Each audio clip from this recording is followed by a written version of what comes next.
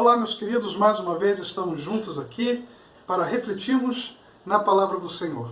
Hoje quero rapidamente pensar no Salmo 37, versos 3 e 4, que diz assim: Confie no Senhor e faça o bem.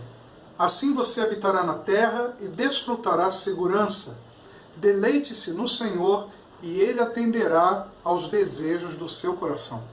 Esse salmo ele é o que chamamos de au concours. Essa é uma expressão francesa que significa fora do concurso. Ou seja, entre 100 pessoas acham esse salmo lindo e cheio de significado. Esse salmo pode até não ser o seu preferido, mas com certeza ele é sempre lembrado, sempre mencionado.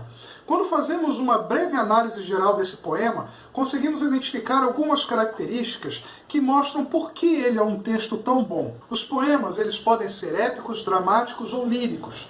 Esse salmo se encaixa na categoria lírico, pois manifesta ideias, emoções ou desejos do autor. Além da beleza da forma como ele compõe as palavras, ele é um texto sobre conselhos. Do início ao fim, ao longo dos seus 40 versículos, o autor empresta a sua sabedoria, nos aconselhando sobre o nosso proceder e sobre como devemos nos relacionar com Deus. E o que talvez dê ainda mais beleza e ao mesmo tempo autoridade para esse texto é a pessoa do próprio autor. Davi é o autor desse salmo, e agora não temos mais aquele garoto magricela, o jovem pastor, um menino que cuida das ovelhas e que nos intervalos, enquanto contempla a beleza das nuvens e do céu azul, toca sua harpa. Temos aqui as palavras de um rei que, como ele mesmo diz no verso 25, já era velho. Um homem marcado pelas desventuras da vida e pelas consequências de seus atos pecaminosos. Um homem que viu seu filho recém-nascido morrer, que viu a desgraça se abater sobre sua filha por causa do irmão, viu um irmão matar outro irmão, um filho que guerreou contra ele e foi assassinado, um homem cheio de sangue nas mãos, um homem de guerra, um homem em que na vida a palavra paz era algo não muito presente. Mas sua vida não foi só tragédia. É incrível vermos como que, apesar de seus erros, Deus era com ele. Quando Samuel procura um dos filhos de Jessé para ungir como rei, o sacerdote se impressiona com o porte de Eliabe, mas Deus diz: não se impressione com a aparência nem com a altura deste homem. Eu o rejeitei porque não julgo como as pessoas julgam.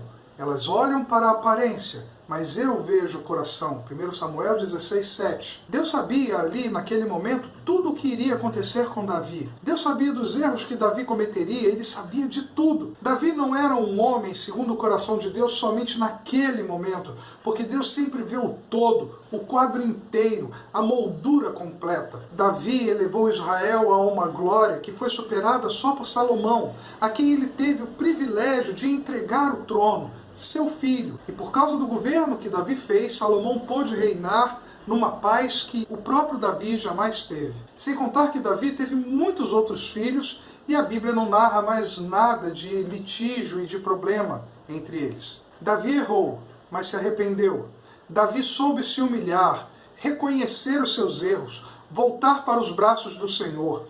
Experimentou a opulência da sua soberba, mas também a queda moral desse mesmo orgulho e da sua vaidade. Davi aprendeu consistentemente na vida, na dor, no sucesso, na fama, na riqueza, na vergonha, na perda, no ganho e no fracasso. O Salmo 37 não é uma ode do que se espera da vida, não é o sonho de um poeta, nem a fantasia de um trovador. É o aprendizado na prática de alguém que viveu tudo o que um homem pode viver, o melhor e o pior da vida, os altos e baixos, e agora, na velhice, experimentado, pode afirmar com certeza tudo o que ele diz nesse texto. Por isso tudo, o Salmo 37 é tão belo e especial. De tantas lições que podemos tirar desse texto, quero destacar apenas 3 coisas nesses 2 versos que lemos. 3 conselhos que Davi nos dá, que ouvimos com tanta frequência durante as nossas vidas, mas precisamos sempre relembrar,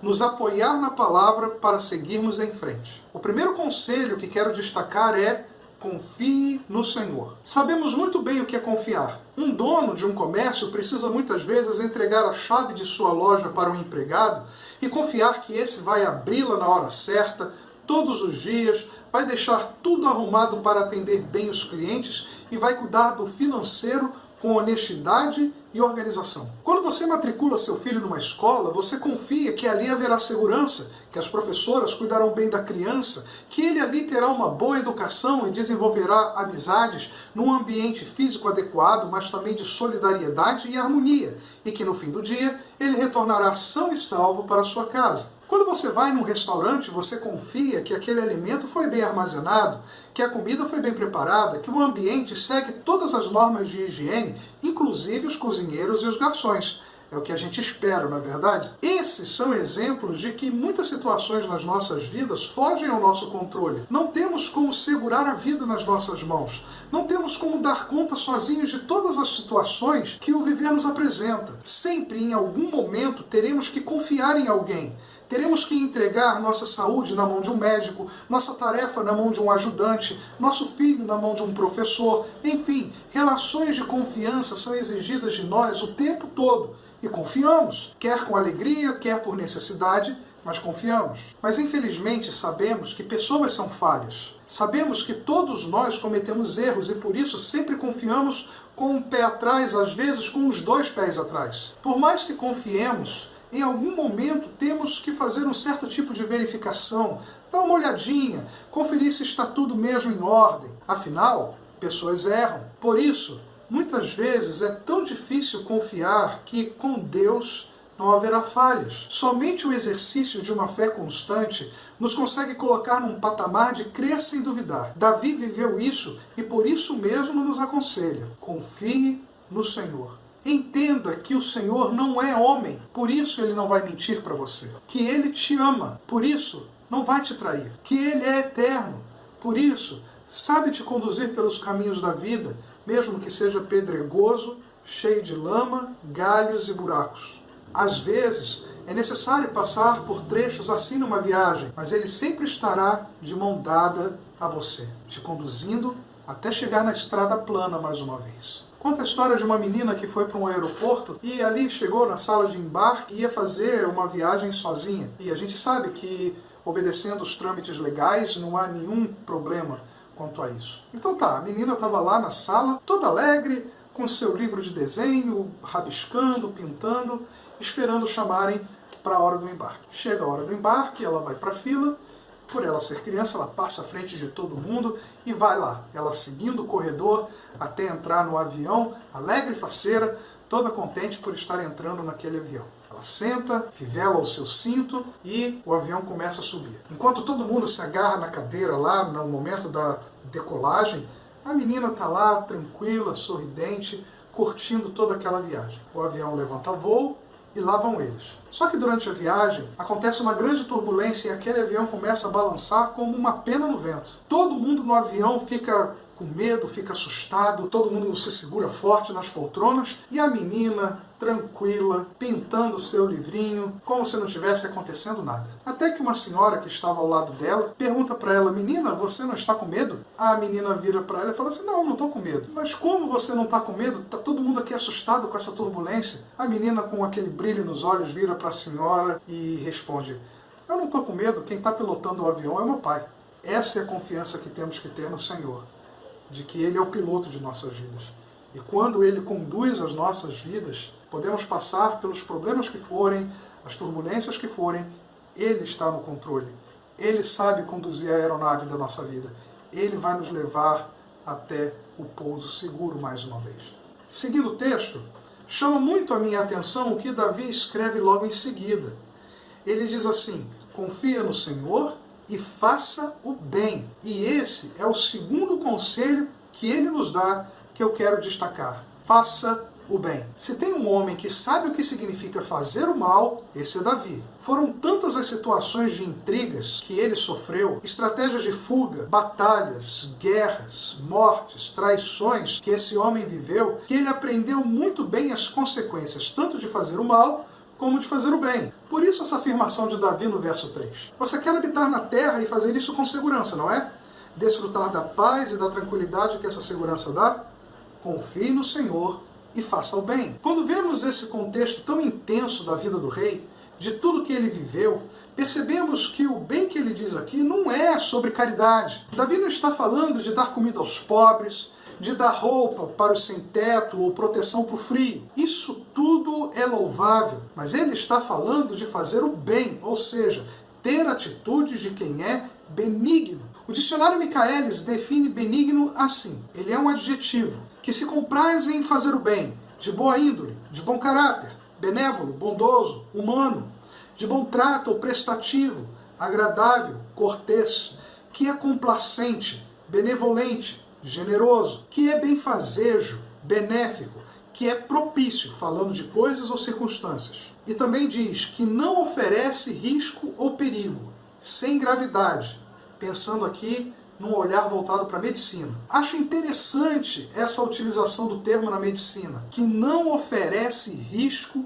ou perigo, sem gravidade. Davi viu a morte face a face várias vezes. Quer por estar no campo de batalha, quer por ser afrontado por seus inimigos ou por traidores que queriam a sua cabeça. Ele sabia muito bem o quanto um homem mau é perigoso, o nível de destruição que um homem mau pode fazer. Até porque ele mesmo já tinha sido muito mau, como no caso de Urias, por exemplo. Nesse caso, Davi mandou um homem para a morte por causa do seu desejo. Mas volúpia, desejo sexual, não é o único motivo que leva as pessoas a fazerem o mal. Insubordinação causa grandes estragos. Soberba, orgulho, vaidade, ambição que se torna avareza e egoísmo, ciúmes, maledicência. São inúmeros os sentimentos e as atitudes que nos conduzem à perfídia, à traição e à deslealdade. Quando você não se submete a uma liderança, quando fala pelas costas, quando fomenta intrigas, quando espalha fofocas, quando você acha que o seu ponto de vista é o único correto,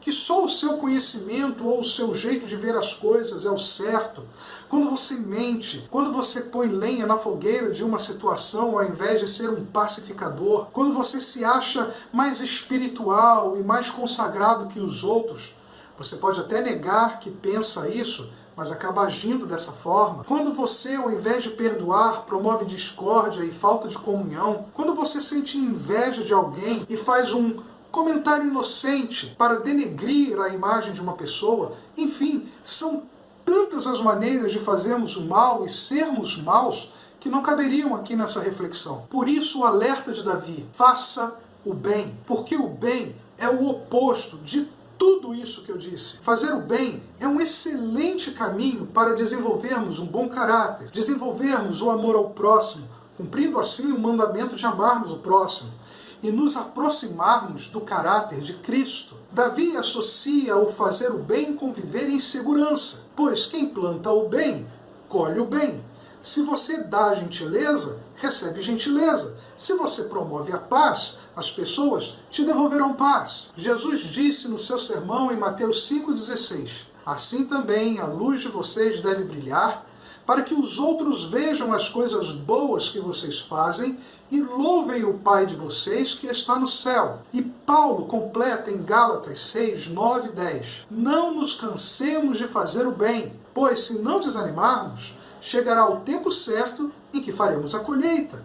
Portanto, sempre que pudermos, devemos fazer o bem a todos, especialmente aos que fazem parte da nossa família da fé. Caridade de nada adianta sem amor genuíno no coração. Era exatamente isso que os fariseus faziam. Fazer trabalho social é lixo aos olhos de Deus se não for com desapego de interesses. Caridade só tem valor para o Senhor se antes, na vida da pessoa, houver caráter, houver benignidade, houver o bem. E o terceiro e último conselho que quero destacar é: deleite-se no Senhor. Verso 4, diz assim: deleite-se no Senhor, e Ele atenderá aos desejos do seu coração. Para entendermos bem o que isso significa, vou utilizar a versão da linguagem de hoje. Que a sua felicidade esteja no Senhor, e Ele lhe dará o que o seu coração deseja. Ou seja, Deus dará o que deseja o seu coração se sua felicidade estiver nele.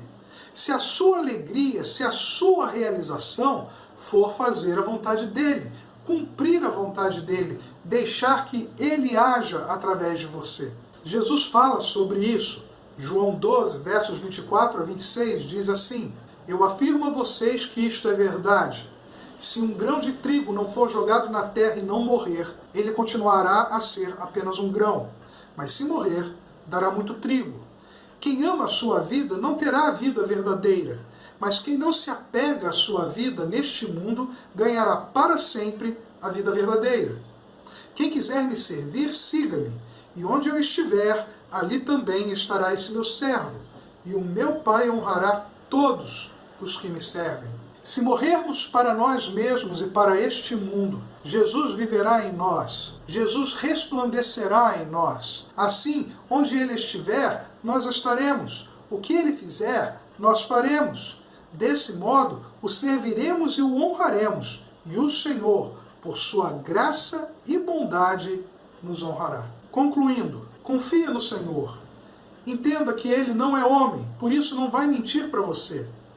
Que Ele te ama, por isso Ele não vai te trair. Que Ele é eterno, e por isso Ele sabe te conduzir pelos caminhos da vida, mesmo que sejam pedregosos, cheios de lama, galhos e buracos. Confie no Senhor como a menina que confia no pai que pilota o avião. Faça o bem. Fazer o bem é muito mais do que ser caridoso. Caridade de nada adianta sem amor genuíno no coração. Era exatamente isso que os fariseus faziam. Trabalho social é lixo aos olhos de Deus se não for com desapego de interesses. Caridade só tem valor para o Senhor se antes, na vida da pessoa, houver caráter, houver benignidade, houver o bem. E por fim, deleite-se no Senhor. Deus dará o que deseja ao seu coração, se a sua felicidade estiver nele, se a sua felicidade for o Senhor, se a sua alegria, se a sua realização for fazer a vontade dele, cumprir a vontade dele, deixar que ele haja através de você. Morra todos os dias para você mesmo e viva a sua vida em Jesus, para Jesus. E que Ele nos abençoe.